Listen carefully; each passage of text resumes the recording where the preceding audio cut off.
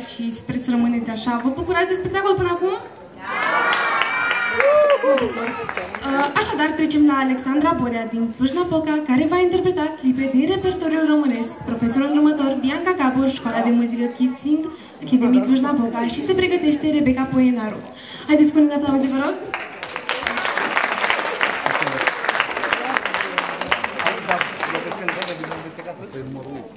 Bună ziua!